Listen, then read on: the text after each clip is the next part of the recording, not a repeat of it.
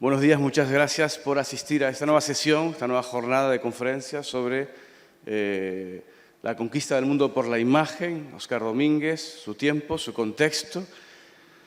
Como ya hemos mencionado en alguna ocasión, yo creo que pocos conceptos como la conquista del mundo por la imagen podrían definir la calidad imaginante, imaginativa de una obra como la de Óscar Domínguez, su potencia iconográfica, que sin duda siempre continúa hoy en día desvelándonos nuevos horizontes de investigación de forma muy sorprendente. Es un autor que sigue vivo, digamos, en su trayectoria. Hoy en día siguen apareciendo archivos, siguen apareciendo obras nuevas y, por lo tanto, nos permite seguir profundizando en su legado.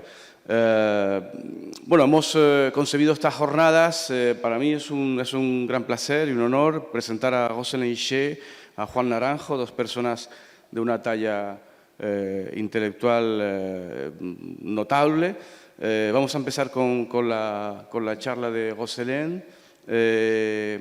Queríamos hablar sobre el Óscar Domínguez en la ocupación, un periodo sin duda apasionante, donde Domínguez llega a ser uno de los máximos ilustradores del grupo La Man à Plume, este grupo clandestino en la ocupación que mantiene viva la llama del surrealismo en ausencia de Breton.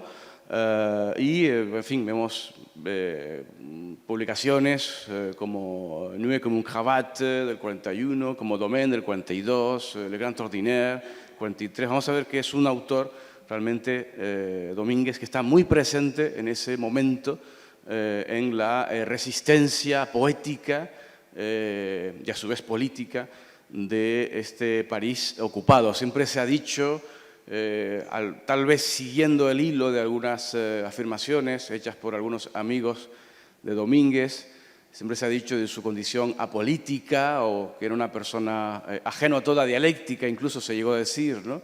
Pero nos hemos dado cuenta con el paso de los años que esto no es verdad. Domínguez tiene un compromiso firme con la España republicana, con los valores de la libertad, con los valores del amor, en definitiva, y en ese momento en la ocupación es notable su presencia. Bueno, Gosselin Ixché para nosotros es una persona conocida. Estuvo en 2006 en Tenerife. Recuerden que fue el aniversario del nacimiento de Domínguez. Hubo en aquel año varias actividades, un congreso sobre surrealismo, donde tuvimos, por ejemplo, a personajes como Saran Alexandrian, de quien Gosselin Ixché se confiesa alumna en cierto modo, el personaje de Saran Alexandrian, que es toda una eminencia intelectual y que abordó figuras cruciales en el surrealismo, como Bronner, como Jacques Ellul, como el propio Domínguez. Estuvo con nosotros precisamente Gosselin en el contexto de la exposición Éxodo hacia el Sur, Óscar Domínguez y el automatismo, que pudimos celebrar en 2006 a partir de la colección Óscar Domínguez, de lo que se llamaba entonces el Yodac. Y en aquella ocasión Gosselin también ya nos ofreció, junto con Olivier Bot, una exposición, una conferencia sobre la ocupación, el surrealismo de la ocupación, especialmente dedicada al papel de Óscar Domínguez. Yo diría que no tendría otra manera mejor de definir a Gosselin que diciendo que es una militante, ¿no?, de la Man à Plume, del surrealismo de la ocupación, quiero decir en sentido positivo, una persona que ha hecho digamos, de la investigación de este periodo del surrealismo, de este momento, una cuestión vital, ¿no? También por su filiación, por su relación familiar. Ella es nieta de René Ixché, del escultor, sobrina de Laurence Ixché, con quien Domínguez haría una publicación en el año 42. Digamos que es una de las personas que mejor puede contarnos las cosas de primera mano, incluso desmintiendo algunas,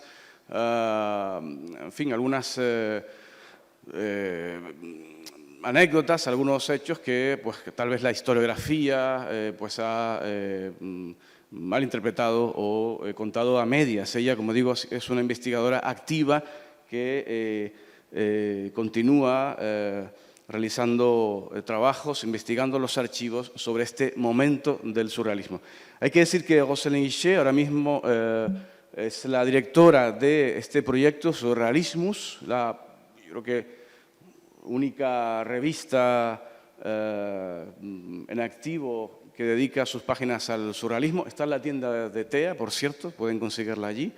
Y bueno, desde esa actividad, como digo, militante, activa, pues realiza esta revista dando a conocer distintas actividades que se suceden, exposiciones, conferencias en todo el mundo sobre surrealismo, ¿no? O sea que allí podemos encontrar buena parte de ese compromiso con este momento. Je te remercie très vivement, Roselyne, ta présence ici. Merci beaucoup, merci beaucoup. Voilà. Merci, merci, Isidro.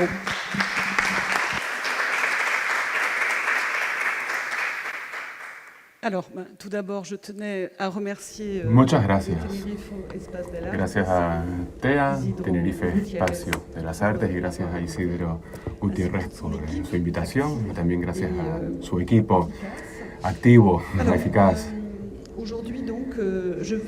Bien, hoy voy a abordar un tema controvertido en Francia, la relación de Óscar Domínguez con la main à plume. Y digo un tema controvertido porque Isidro hablaba de activismo, pero bueno, esto es un debate entre historiadores, el periodo de la ocupación y la actitud de los artistas bajo la ocupación en Francia. Como españoles, me imagino que se imaginarán cómo reaccionan los artistas frente a cada periodo histórico. En Francia se dio una ruptura republicana de 5 años entre junio de 1940 y agosto de 1944. Un periodo convulso. Los franceses y los artistas que vivían en Francia tuvieron que tomar decisiones. Voy a abordar ese periodo, espero que de la forma más pedagógica y didáctica posible. No voy a subrayar los detalles, pero bueno, abordaremos la vida y la actitud de Óscar Domínguez durante la ocupación. Tienen aquí un resumen de mi exposición. Como introducción empezamos, por supuesto, con junio de 1940, en el momento en el que todo se cayó, ¿no? Segunda parte, llegada de Óscar Domínguez en París, su retorno a París. Seguiremos con su participación en la main à plume, en concreto con un texto que publicó en el número de la conquista del mundo por la imagen, uno de los números de la main à plume. Luego en la tercera parte saltamos a 1943, un año muy complejo para Óscar Domínguez y también para el grupo de la main à plume. Y terminaré con la conclusión y hablando de 1944 y la liberación y el comienzo de la historiografía. 1945 y los primeros la primera construcción de la historia del surrealismo. Bien, empezamos junio 1940. En los algunos días antes de junio de 1940, esto es en los últimos días de mayo, nos llega esta correspondencia entre André Breton y Victor Brauner. Le escribe Breton a Brauner a París y le pide lo siguiente, no sé si lo leen bien, quitar el marco, ocuparse de sus cosas en su taller, quitar el marco de los lienzos, y le pide ayuda a Victor Brauner, con Óscar Domínguez. Si se fijan,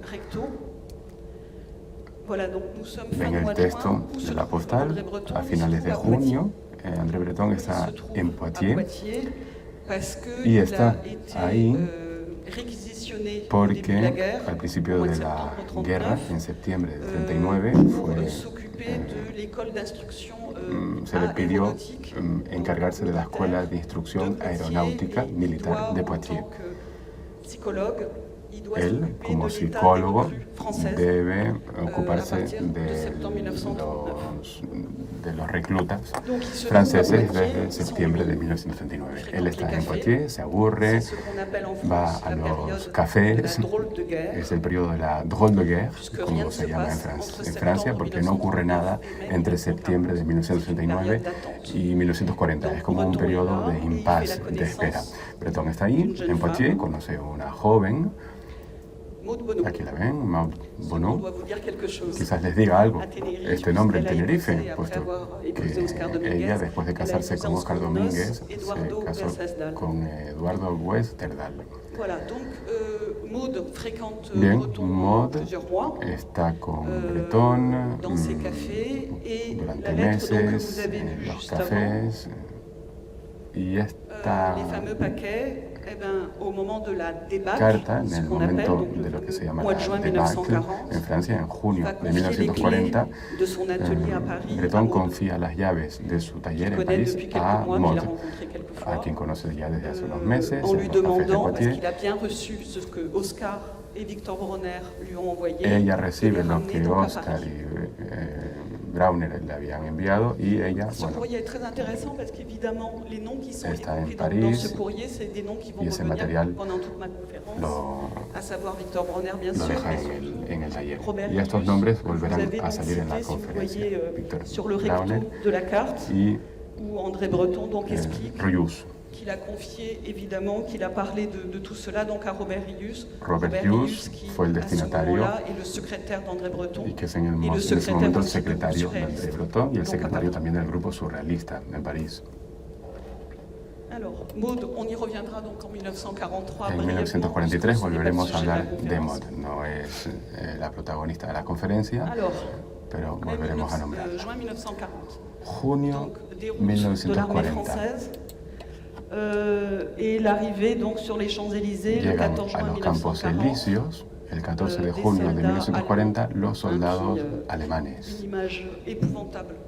Una imagen horripilante para el pueblo francés, que supone una humillación casi sin precedentes en el país. En los días siguientes, París se declara como ciudad abierta. Eso significa que los parisinos tienen la autorización de irse de París. Cuando se da una contienda, normalmente a las poblaciones se las confina. Es el principio de la guerra, no pueden circular. Y en este caso, París es declarada ciudad abierta. Óscar Domínguez y Román, Víctor Brauner y Remedios Varo y Jacques Herold y su compañera del momento, Jacqueline, todos ellos se van de París y van a Perpignan, donde Robert Rius les dio la dirección de su madre y de su suegro. 17 de junio, 3 días más tarde, llega la capitulación. El mariscal Pétain colabora con el régimen nazi y Francia se ve dividida en dos. Al sur está la ciudad de Perpignan, muy cerca de la frontera, en el centro de Francia, pero al sur. Disculpen porque no se las puedo señalar con exactitud. De París a Perpignan en carro o a pie, en condiciones muy difíciles, este pequeño grupo de personas recorren ese trayecto de París a Perpignan. Y Perpignan les espera una familia un tanto convencional. Blanc, el nuevo marido de Rosine Rius, es notario, vive en una casa suficientemente amplia. Pero, bueno, ellos se alojan ahí una noche y entendiendo que son militantes de extrema izquierda, pues no tiene tanto interés en que se queden en su casa. Rius, por tanto, va a buscar una solución y el suegro vive en Canet Plage, un pueblo muy pequeñito al borde del mar, algunos kilómetros de Perpignan. Y bien, pues aquí la historiografía es contradictoria porque según las fuentes, pues los datos cambian. Al final alquilan la Villa Crépuscule, que además es luego cuartel general de la Resistencia ulteriormente. Y bueno, en esta villa se alojan todas estas personas, también Henri Goethe, Christine Pungester, son nombres que mencionaré más adelante. En fin, casi el futuro núcleo duro de la main à plume se aloja ahí, en ese pueblo, a finales de junio, julio, agosto. Y pongo el detalle en los meses porque Óscar Domínguez llegará a Marsella muy pronto, porque recibe una carta de André Breton. André Breton explica al grupo que finalmente no se puede ver con ellos, como era de imaginar. Se instala en Martigues, en una cabaña con las mínimas condiciones en la playa, y Victor Serge, el gran militante trotskista, ha sido contactado por Vaillant Frey, que está alquilando una villa en Marsella que se llama Herbel. Victor Serge acaba de instalarse con su hijo, Vladis,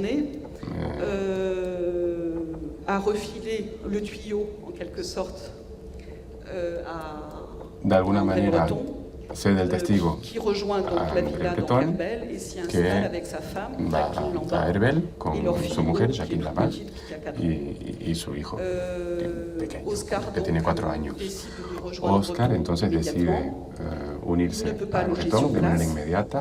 No se puede alojar ahí, tampoco Victor Brauner o Jacques Roll tampoco se pueden quedar ahí, porque no quedan muchas habitaciones, son caras en la villa, pero sí que a diario se dan cita en esta villa, en Herbel, y se dedican a sus actividades, algunos juegos, etc. En esta imagen ven el campo, un campo de reunión de extranjeros en Argelès-sur-Mer, para mostrarles por qué Óscar Domínguez decidió marcharse a Marsella. Y es que, ya lo ven, en Perpignan hay un hacinamiento enorme. En los campamentos esperaban 3.000 refugiados europeos, españoles, y ahora están en 500.000. Y encima se suma el éxodo de casi 2 millones de personas. Descomunal.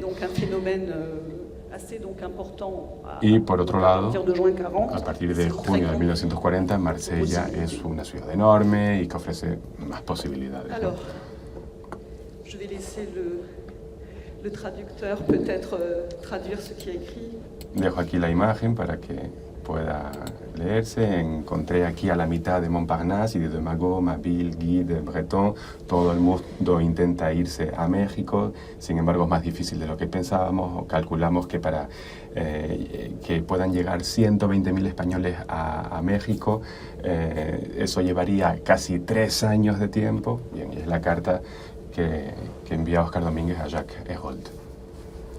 Voilà. Bon, je pense que s'il y a bien un extrait de lettres qui résume. Y bueno, si algo resume lo que ocurre en Marsella, pues es esto. Pues imagínense, todos los intelectuales de Montparnasse refugiados en Marsella con el deseo de marcharse a México.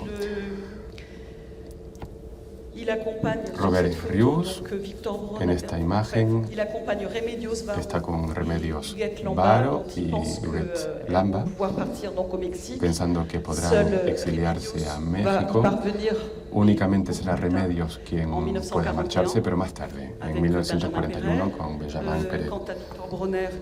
En cuanto a Víctor Brauner, se le rechaza el visado y Huguet Lamba, al igual que Oscar Domínguez, llegará a París en primavera del 41. Oscar un poco más, porque la vida lejos de París y apenas sin recursos es muy difícil. Bueno, aquí estamos en la Villa Herbel. Algunos ejemplos de juegos surrealistas. Tienen aquí una pequeña muestra de dibujos colectivos.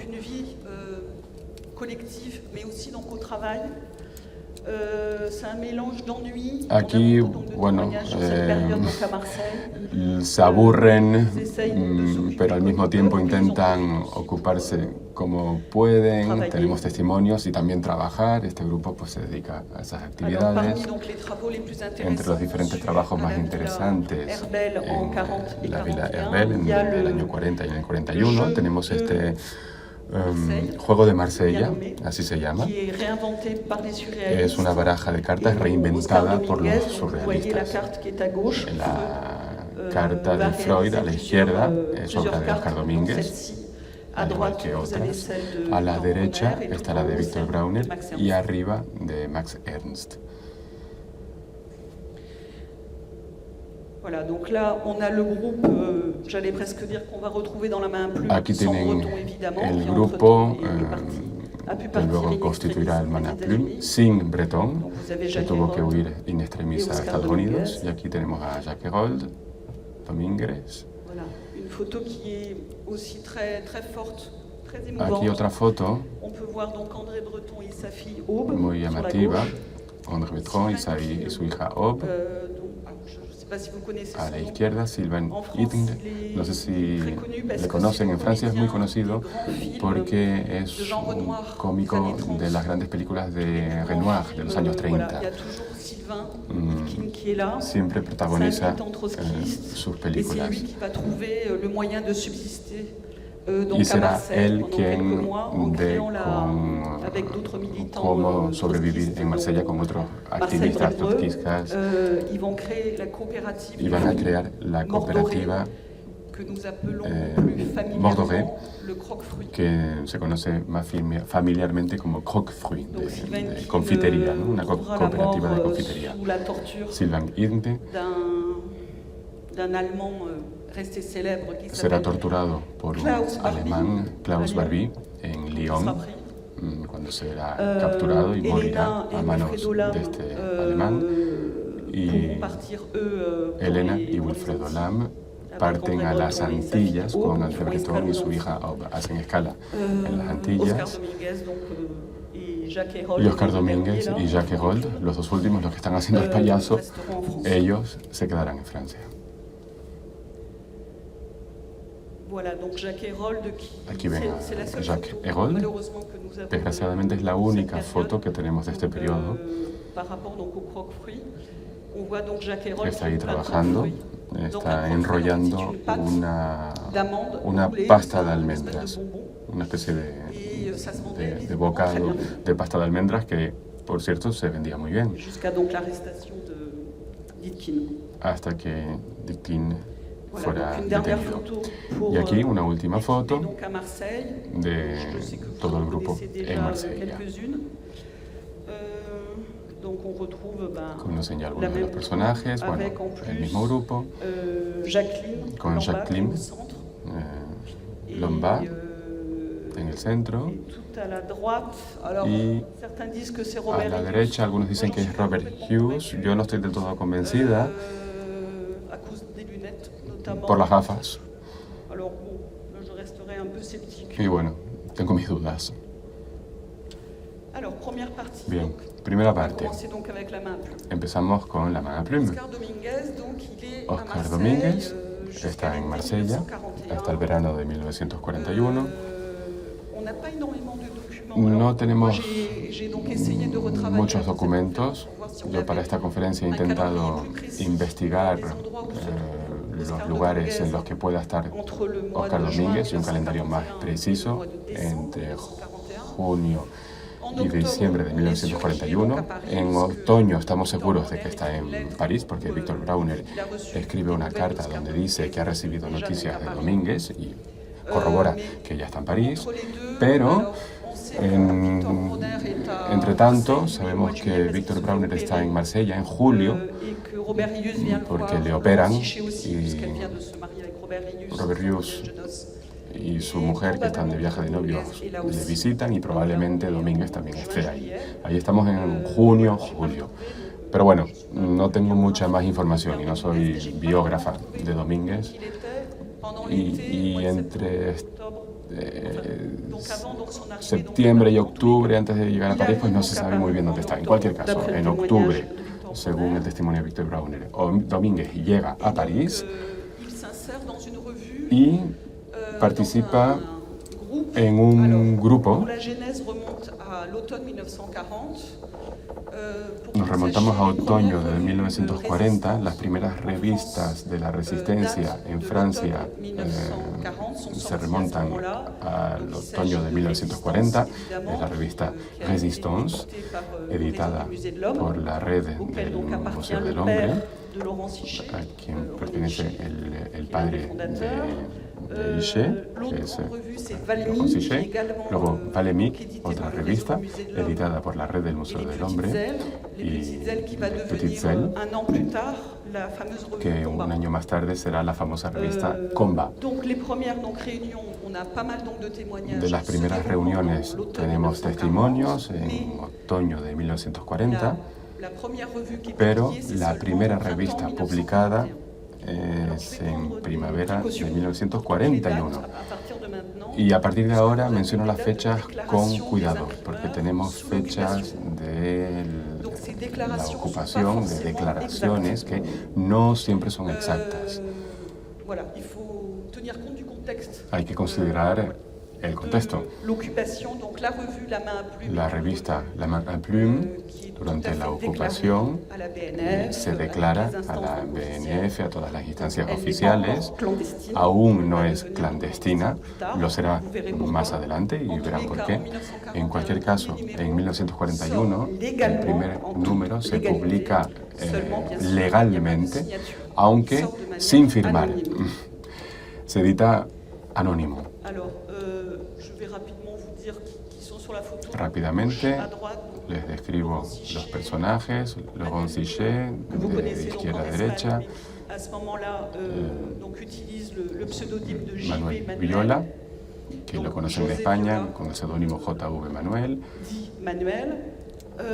Robert Rius, Marie Antoinette y Jean-Simon Pauly.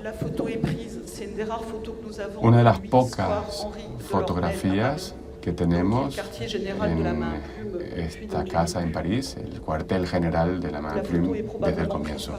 Y la fotografía seguramente la habrá sacado Jean-François Chauvin, uno de los jóvenes poetas de Verber, que participa desde el comienzo en la Main à Plume.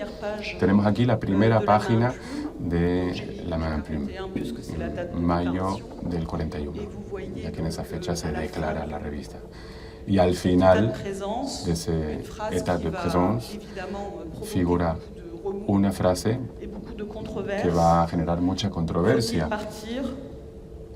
¿Acaso hay que partir, quedarse? Si puedes quedarte, quédate.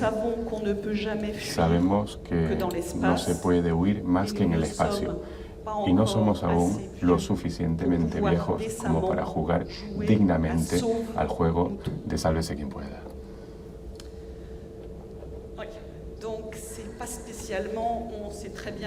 Pues sí, sabemos muy bien a quién va dirigida esta frase. Benjamin Péret en México y todos los demás que han partido. Él estaba en el comienzo del proyecto y, sí, André Breton en Estados Unidos. Una oración lapidaria y que no lleva a equívoco. Y en el contexto de la época, les garantizo que todo el mundo entendió muy bien lo que significaba. Y este état de présence está firmado, bueno, al margen de otras firmas, está firmado aquí de manera colectiva. Marc Pétain,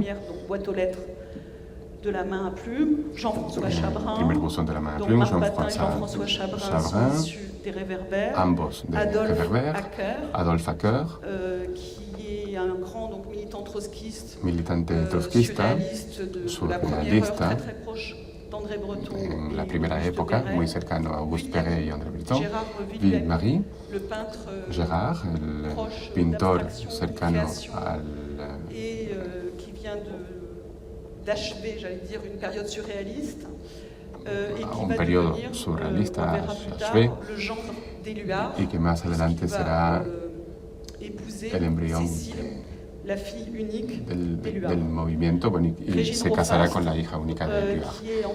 Régine Faust, la cuñada de Chabrin, que será el gran amor de Christian d'Autremont, que también participa en esta primera revista. Luego, las iniciales HS, Hans Schwenoff.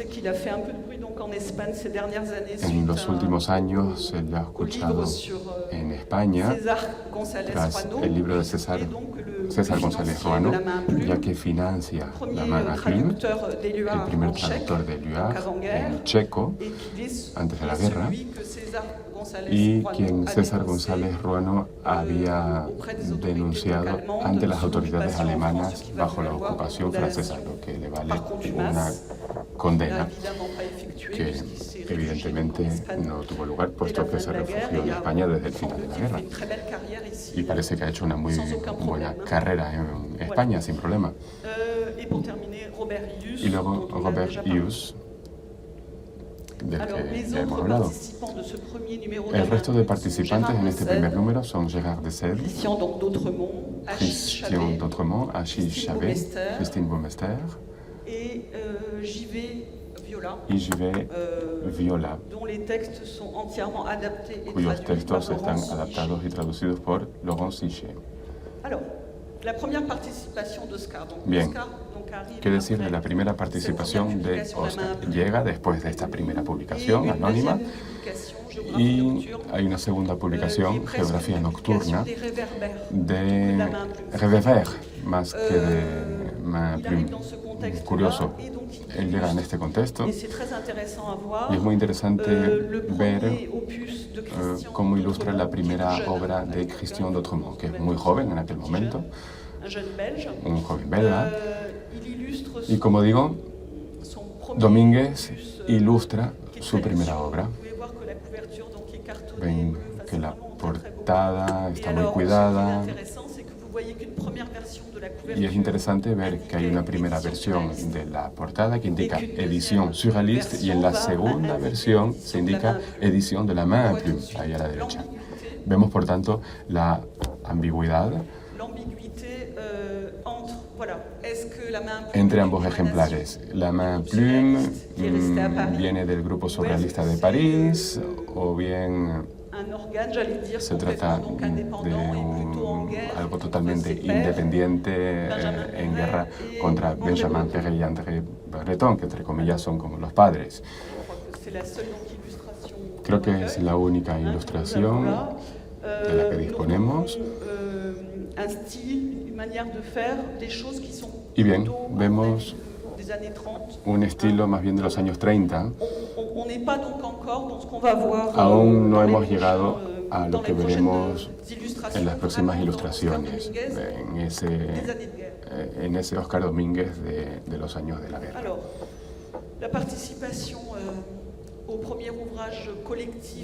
Primera obra colectiva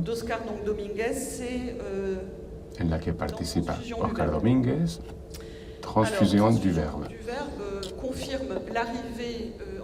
Transfusion du Verbe confirma la llegada con fuerza de Éluard y de Picasso.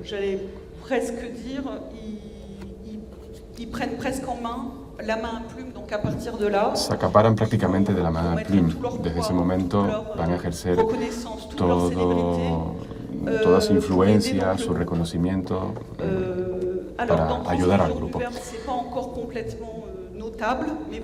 Aún no lo vemos de manera notable en Transfusion du Verbe, pero sí que lo verán en la siguiente publicación colectiva.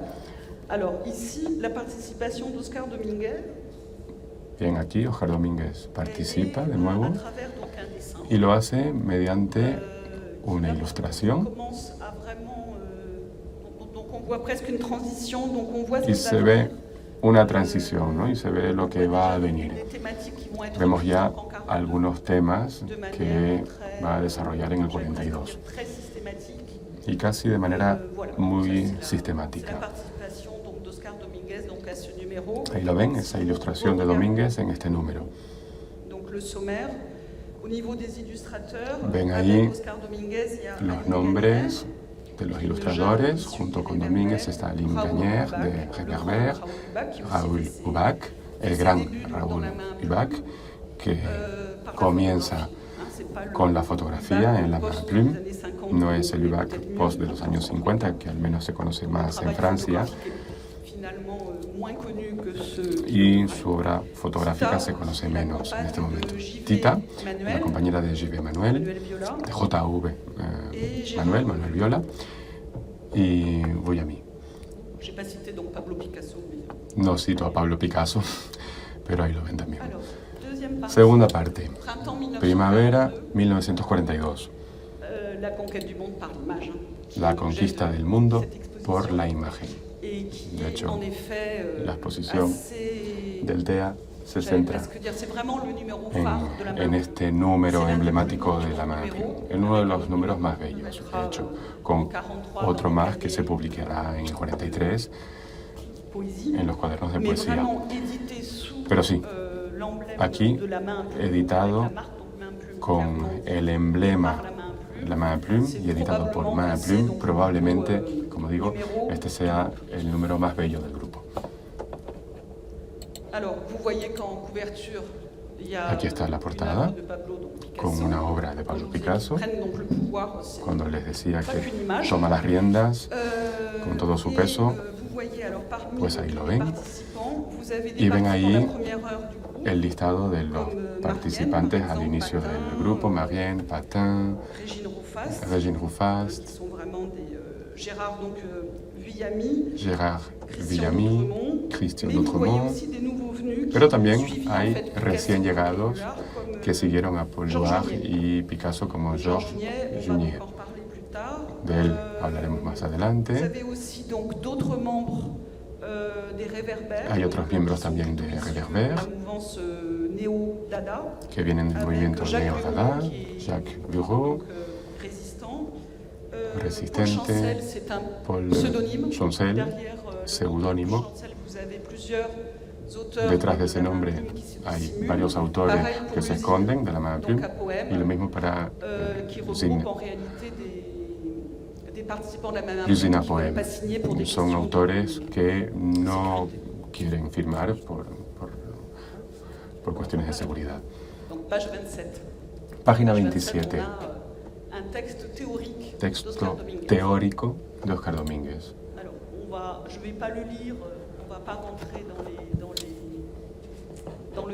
No vamos a leer los detalles, no obstante, el comienzo es muy interesante. El tema del texto se centra en las famosas 4 dimensiones y cómo podemos superarlas. Si estudian el trabajo de Domínguez de esos años, evidentemente el artista está obsesionado por la idea de la trayectoria, por lo que se esconde detrás y más lejos y aún más lejos, con lo cual el periodo es propicio para esta reflexión. Yo creo que esto va más allá, y hay una auténtica reflexión de Domínguez con respecto a su obra previa en los años 30, pero también él intenta situarse en los años 40 y vemos ahí qué investigación quiere realizar. Es, por tanto, un texto de gran calidad. no duda en incluir fórmulas físicas, intenta ir al fondo de la reflexión sobre lo que es la dimensión y cómo podemos representar las diferentes dimensiones.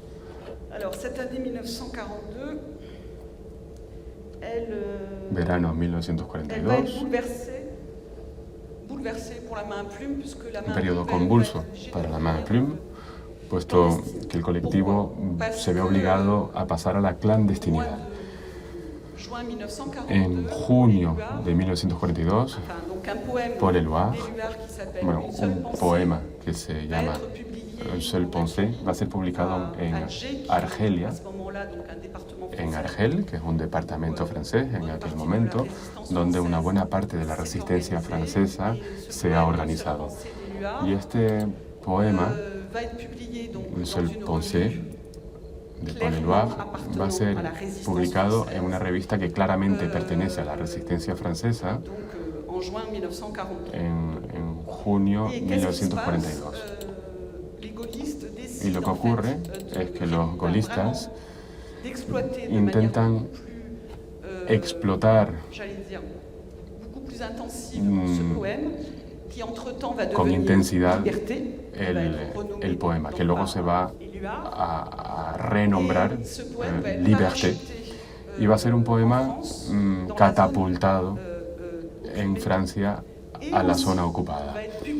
Un poema que también se va a publicar en una recopilación de la main plume que se llama Poésie et Vérité, bajo ese nombre de Paul Éluard, con la dirección de 11 Rue d'Atancourt. Es la dirección de Noël Arnaud, uno de los jóvenes poetas de Réverbère, que publica con un nombre que no es el suyo, lo cual es un buzón muy eficaz para la main plume. Y bien, pues ahí lo tienen, ese poema, Liberté, Poésie et Vérité, que tiene un tremendo éxito en las zonas ocupadas. Todo el mundo quiere acceder a ese poema. Liberté, no sé si se conoce en Francia, en España, hasta este punto, pero bueno, en Francia es que es el emblema de la resistencia. Y a partir de ese momento, pues, la situación se va a complicar para la main plume. Alors, en octobre, Oscar Domínguez, donc, lui illustre. En octubre, Oscar Domínguez ilustra Au fil du vent de Laurence Sichet. Ahí ven el frontispicio y los diferentes dibujos de Domínguez que ilustran la poesía de Sichet. Y es una publicación también interesante porque Sichet publica poemas muy eróticos, también incluso en la main plume.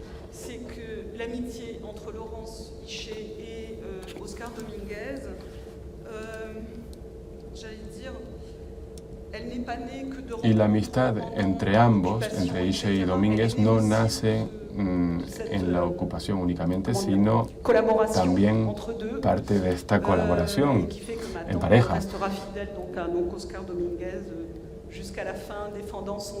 Y de hecho al final, pues, Sichet defenderá siempre la obra de Oscar Domínguez hasta el final, intentando defenderlo. Tercera parte, 1943.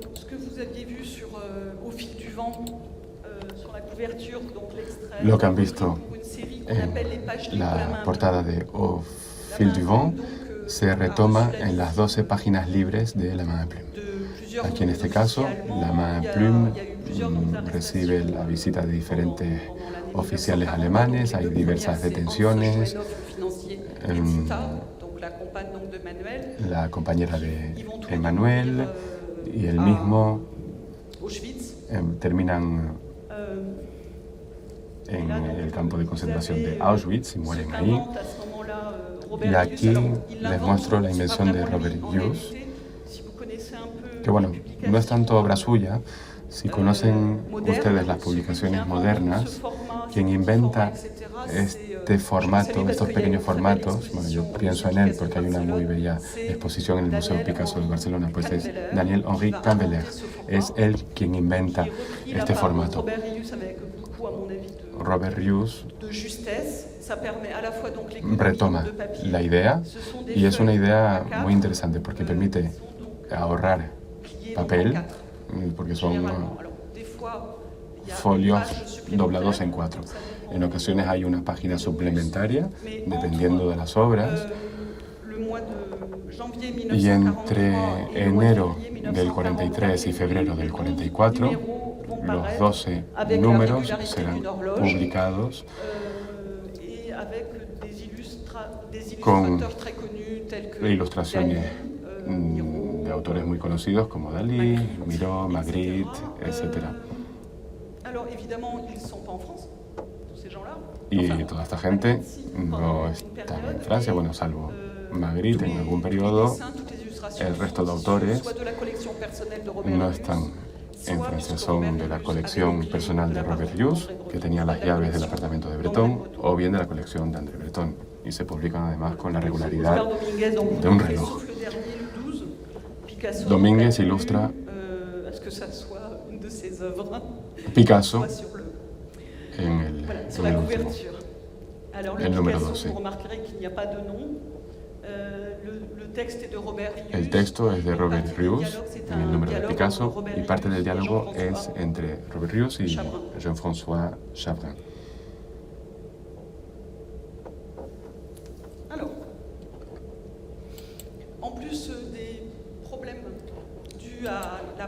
Además de los problemas derivados de la publicación del poema Liberté, ciertas obras, bueno, y aquí les pido que adivinen de quién es la obra de Picasso o de Domínguez, la de la izquierda o de la derecha, ¿de quién es quién? ¿Quién piensa que la obra de Picasso es la de la izquierda? ¿Pueden levantar la mano? 1, 2 personas, 3, 4. Pues sí, Picasso a la izquierda y Domínguez a la derecha. Bueno,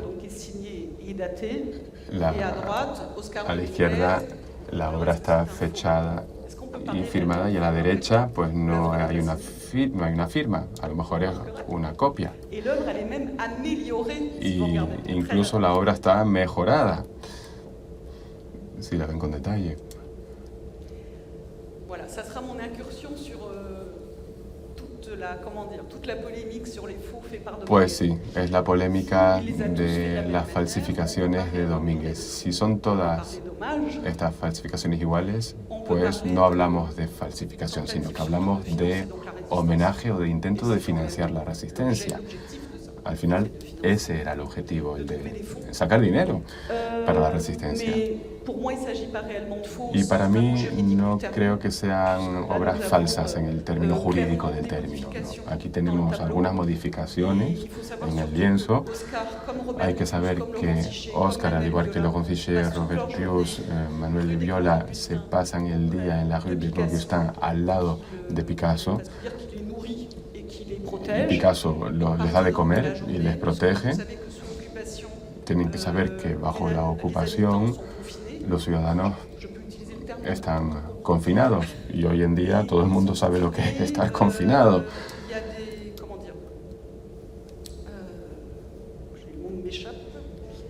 No me viene la palabra.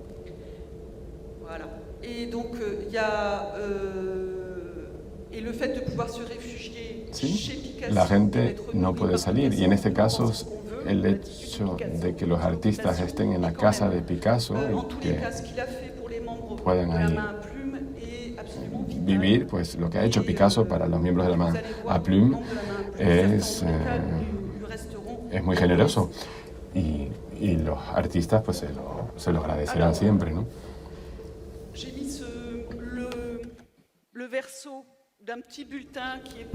Aquí tiene un extracto de un boletín publicado en el 44 y se los muestro para ver lo que ocurre en la main à plume y qué divergencias se dan al final del pacto soviético-alemán, después del ataque de Hitler en Rusia. Los surrealistas, que se habían alejado de Breton porque eran fieles al Partido Comunista francés,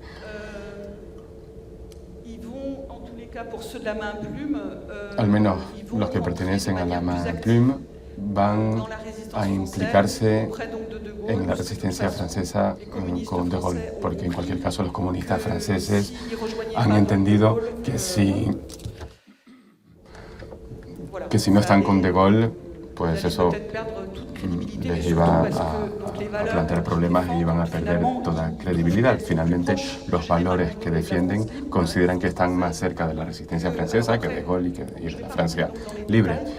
En fin, no entro en los detalles. En cualquier caso, en el seno de la main à plume se ven claramente tres orientaciones políticas diferentes. Los ex-réverbères, que se han convertido al trotskismo a finales de los años 30-40, pero como son muy jóvenes, muy pronto, desde el final del año 41, han abrazado el Partido Comunista Francés. Eso incluye antiguos trotskistas que luego son comunistas. Eso no se da en ningún otro lugar que no sea Francia. En fin, tenemos este caso. O bien los trotskistas que son desde el comienzo y que son surrealistas, como Robert Rius, Victor Brauner, y lo son desde los comienzos de los años 30, y ellos seguirán siéndolo hasta el final. Y luego está la tercera categoría entre socialismo o un anarquismo, y que se van a perder entre los partisanos del Partido Comunista Francés y los trotskistas fieles a Trotsky. Me imagino que lo saben, Trotsky fue asesinado por un agente estalinista en México en 1940. Entre paréntesis. Bien, les muestro este extracto porque tienen una publicidad en la primera columna. Este boletín fue publicado por una pequeña representación de la main à plume en febrero o marzo de 1944. Gérard de Sède, que no firmaba en la main à plume desde el primer número, aquí sí que firma. Gilles. ¿Quién será Gilles? Gilles va a ser muy conocido en Francia. Maurice Nadeau. Maurice Nadeau es un ex-trotskista muy implicado en la FIARI y en el boletín Clé con Breton y Benjamin Péret. Y Gérard de Sède, Gilles, son dos trotskistas que ocupan el poder en la main à plume en el momento en el está en los maquis. Robert Rius y otros han partido. Vemos aquí uno de los trabajos más importantes de la main à plume, de momento como maqueta, en una colección privada en Francia. Hay 4 maquetas diferentes. Casi todas están agrupadas en una colección privada francesa. Y acaba de publicarse de Picasso de febrero de 1944. Recién publicado. Verano del 44. La liberación. Las cosas no van del todo bien para el grupo de la main à plume. Se dice que hay 3 miembros que fueron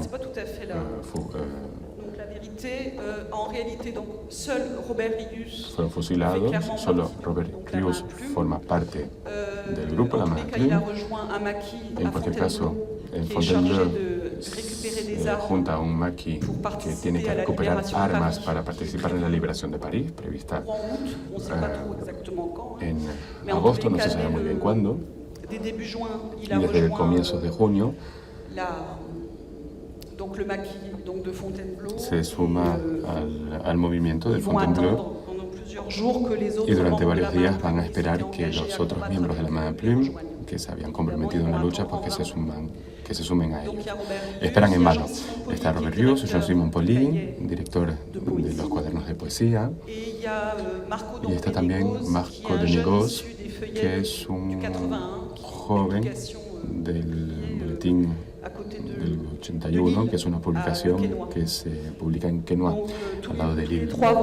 En fin, los tres van a ser capturados junto con otros miembros del maquis. Van a ser detenidos el 4 de julio del 44, se les encarcela. Robert Hughes va a ser el único encarcelado. En nuit embrouillard, como se dice en francés, esto es la identidad de la persona detenida desaparece por completo. Es como una doble venganza. Es un decreto nazi para que las familias nunca conozcan la suerte o el paradero de la persona encarcelada.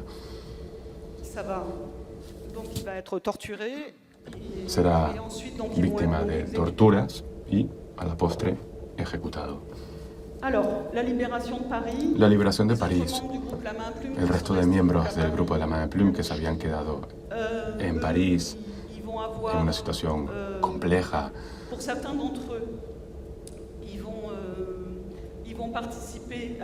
Algunos de ellos participarán en la liberación de París. Jean-François Chabrin tendrá un cargo administrativo en la liberación de París para organizar la entrega de armas. Hay que entregar las armas porque si no se teme que surja una guerra civil entre las diferentes corrientes ideológicas tras la liberación de París. Jean-François Chabrin, cuya madre es una ferviente resistente, tendrá, como digo, un cargo administrativo. Otros miembros de la Main Plume van a intentar recuperar los periódicos, porque es el comienzo de la depuración, se pueden recuperar, se puede recuperar la prensa. Eso, bueno, al final no sale adelante, pero en fin, esto está documentado. Y en fin, llega el final del grupo de la Main Plume, de manera desastrosa para algunos de los miembros, porque van a ser asesinados. Al final del periodo de la ocupación, pues no se trata de un camino de rosas. Y sí, Éluard, Picasso, pues sí, salen adelante, son muy conocidos, pero necesitan a gente a su alrededor. Y ellos sí que van a ser muy eficaces con respecto a la promoción de su obra. Primero, Picasso va a hacer algo muy espectacular y su carnet del Partido Comunista francés, bueno, antes del Salón de Otoño del 44, es un momento importante. L'Humanité, la prensa del Partido Comunista, va a utilizar a Picasso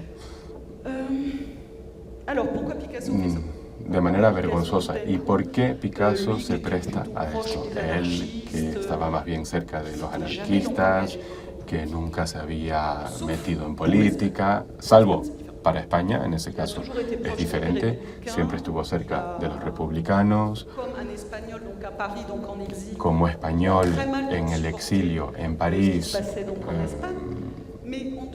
Vivió muy mal lo que ocurría en España, pero bueno, al margen de eso, no vemos que se implique desde el punto de vista político en Francia. Y él mismo lo decía. Él explicaba que para él, en cualquier caso, la liberación del país había sido organizada por el Partido Comunista, por los maquis, etc. Con lo cual, como reconocimiento al Partido Comunista, se sacó el carnet. Y esto, claro, ¿cómo lo interpretamos en 2023? Picasso va a ser fiel al Partido Comunista durante varios años. perdiendo casi toda el aura de la que se había beneficiado en Estados Unidos. Los estadounidenses apoyan claramente los trotskistas. Va a empezar pronto la Guerra Fría. Picasso, por tanto, se va a ver en un momento delicado. Había sido apoyado por los americanos y ahora, tras su adhesión al Partido Comunista francés, se ve en la lista negra de los americanos. Habrá una reacción de recogimiento. Alors, je développerai donc un peu après. Voici donc une des photos de l'exposition. Ven aquí una de las fotografías de la exposición de Picasso en el Salón de Otoño del 44. ¿Por qué en el Salón de Otoño? Hay que saber que en los salones independientes, entre comillas, entre ellos el Salón de Otoño es el más importante, uno de los más importantes. Raramente Picasso había participado en estos salones por diversas razones. Desde el comienzo del siglo, trabaja con galeristas, no necesita estas exposiciones, además no es francés, con lo cual no gana prácticamente nada en estas exposiciones. Sin embargo, el Salón de Otoño del 44 es claramente el salón de los artistas resistentes. Participar ahí significa que nos hemos comportado adecuadamente en ese periodo de la ocupación. Entre los organizadores del Salón de Otoño puede contar con mi abuelo, René Hichet, uno de los organizadores del salón. Hichet también hará algo inaudito y es dedicar varias salas a artistas surrealistas. Y va a insistir en que entre los artistas surrealistas estén todos los integrantes de la MAPI, y en concreto Domínguez. Aquí, bueno, no tengo imágenes, lo lamento.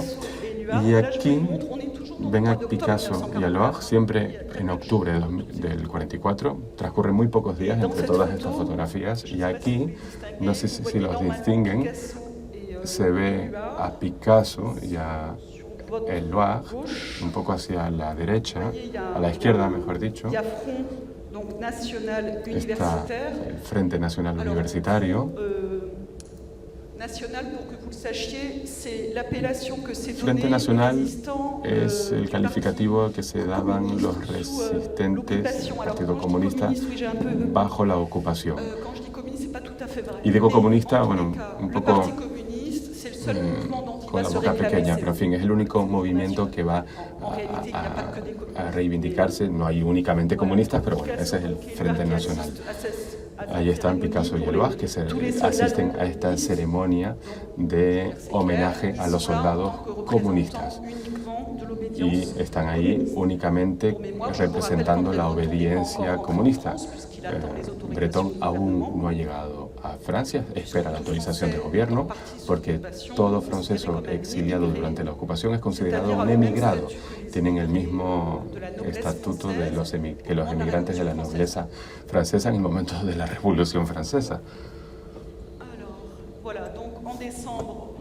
Diciembre del 44, lamento la crudeza de la imagen, rápidamente. Son los restos mortales de Robert Rius y del resto de fusilados en Fontaine.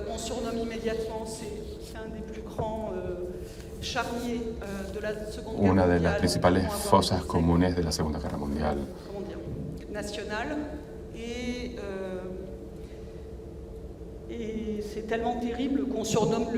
Y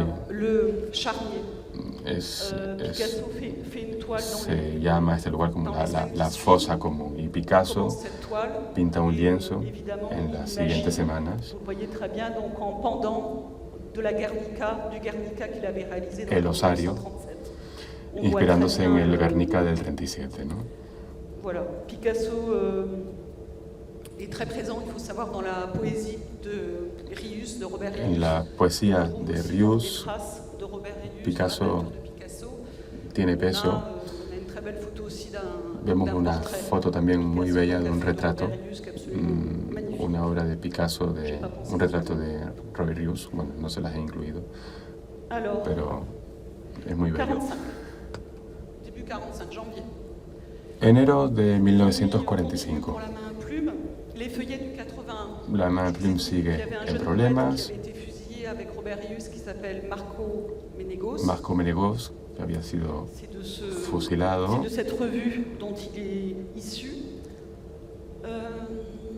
Incluye aquí una obra.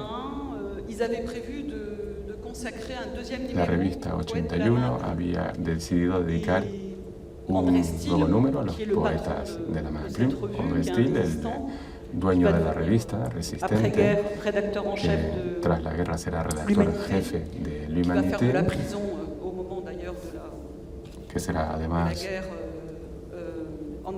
encarcelado durante la guerra en Argelia. André Stille, que yo tuve el honor de entrevistar, pues duda en publicar este número sobre el surrealismo. Ven aquí un dibujo de Herold, uno de los pocos dibujos que forma parte de esta publicación. Y en esta obra hay un poema de Robert Rius que rinde tributo a Domínguez y a su amistad con Domínguez.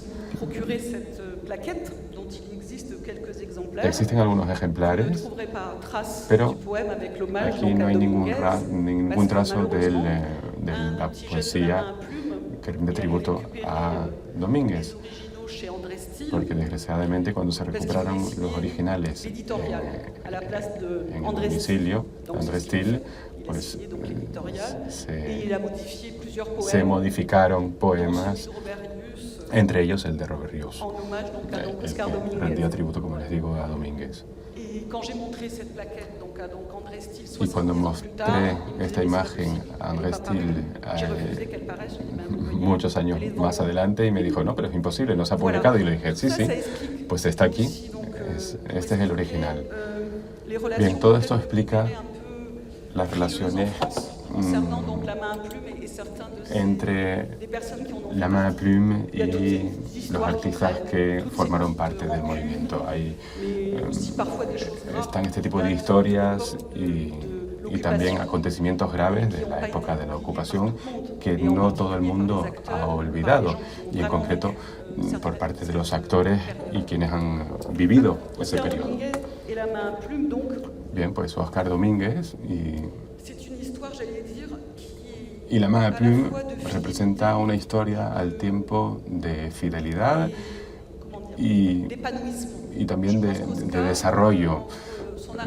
Oscar, entre 1941, a su llegada a París, hasta 1944, sobrevivió en la clandestinidad, vivió en peligro, apoyando la resistencia francesa,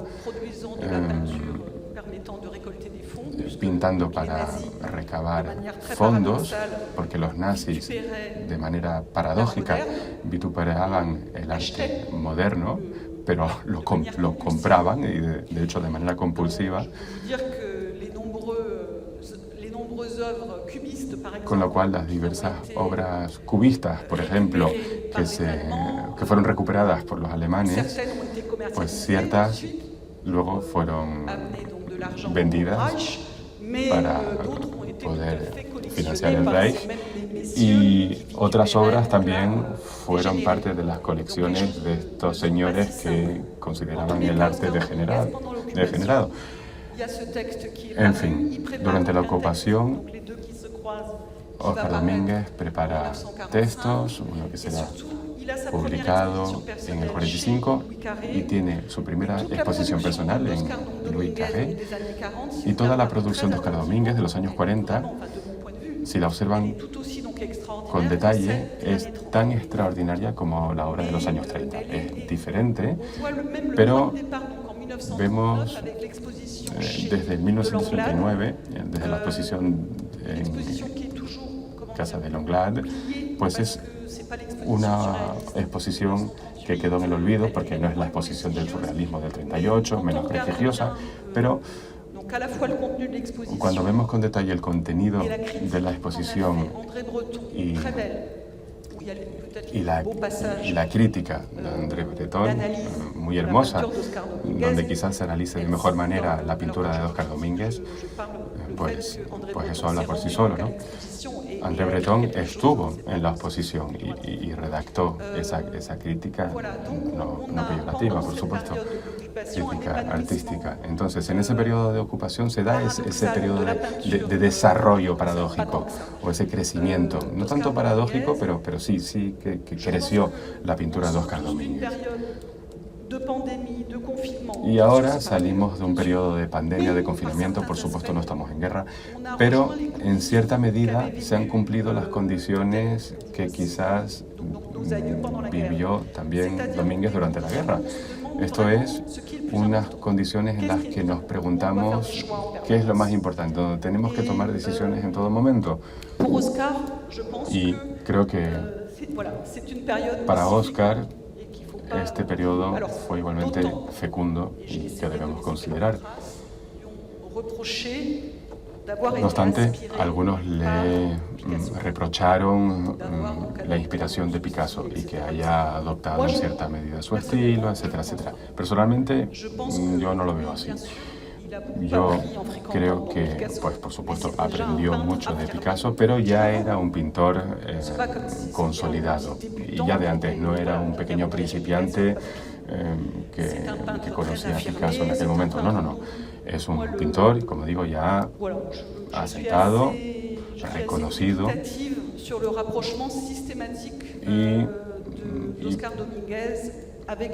Y pongo en duda esa influencia. Y sí, puede haber alguna obra aquí o allá, pero no creo que deberíamos organizar una exposición conjunta en esos periodos. Yo creo que habría muchas más diferencias de lo que la gente pueda considerar.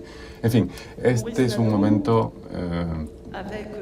particular para el surrealismo. Maurice Naudot, al igual que otros compañeros de la Maga Plume, trabajó en torno a una historia del surrealismo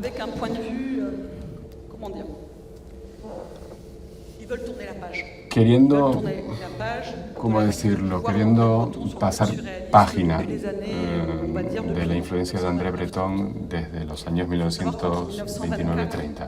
Hay que saber que entre el 24 y el 30 el grupo surrealista es muy heterogéneo, con una decena de líderes, y a partir de 1930, a partir del segundo manifiesto del surrealismo, y a partir del activismo sistemático, diría yo, de Breton, pues a partir de ese momento empiezan las exclusiones y el grupo, entre el año 30 y el 39, girará en torno a la figura de André Breton. Pero entre el 24 y el 30, esa no es la realidad. Y todos los surrealistas de los primeros tiempos no terminan en aceptarlo. Maurice Naudot lo explica en la primera parte del libro. En la primera versión, la que no tiene censura, en el 45. Luego Naudot se va a arrepentir y va a eliminar algunos de los ataques en esta primera edición del 45. Si les interesa a ustedes la historia del surrealismo, hay que leer sin duda esta versión del 45 y compararla con las ediciones ulteriores. En fin, es un poco como el ajuste de cuentas. Maurice Naudot decía que el surrealismo no existía desde el 39, casi que lo dice así. Y la avant-garde que nace con el automatismo, etc.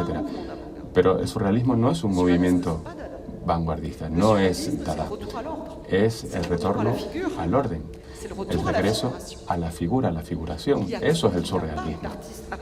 No hay artistas abstractos en el movimiento surrealista. Eso es falso, totalmente. Y los americanos dicen que el jefe de filas del retorno al orden en los años 30 es Picasso. En ese sentido, el movimiento surrealista desde 1924 había anticipado lo que luego va a ser Picasso, el retorno al orden. ¿Por qué?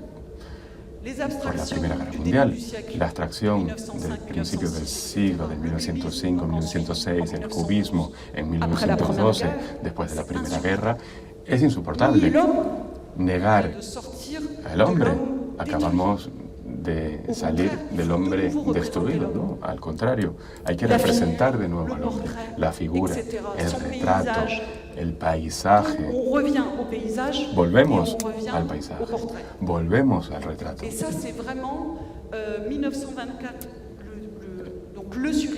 El surrealismo en 1924. Y si leen con detalle los textos de Breton y cómo ataca al cubismo y a lo abstracto, hay que leerlo.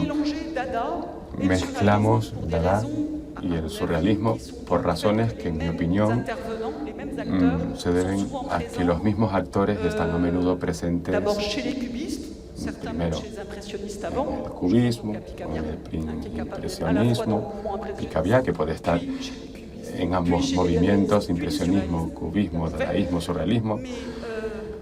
Pero no, el movimiento surrealista es un movimiento de regreso al orden. Y lo digo en el sentido americano del término. Tras las derivas, entre comillas, de avant-garde, volvemos de 1920-24 a la figura humana. Incluso el movimiento cubista cambia, se pasa del collage a composiciones cubistas en el sentido geométrico del término, pero que representan escenas de paisajes, retratos, naturalezas muertas. De la mano de Pablo Picasso. En fin, un paréntesis para contextualizar la situación. 45-46, regresa Breton y terminó aquí. Maud Bunot, la pequeña estudiante de Poitiers, en el 39-40, consiguió volver a París en 1943 con los lienzos y todo lo que le había confiado André Breton y, por supuesto, conoce a Domínguez, Robert Rius, Laurent Sichet y se guardó todo el material en el apartamento de Breton y en el 46 Maud, que entre tanto se convirtió en la señora Domínguez, y los Bons están frente a la puerta del apartamento esperando el regreso del Papa del Surrealismo, como así se le ha llamado, para darle el juego de llaves que le había confiado a Maud y el que le había confiado a Robert Rius. Y así fue el final. Y en cuanto a Oscar, al igual que otros miembros de la Plume, será ignorado por André Breton.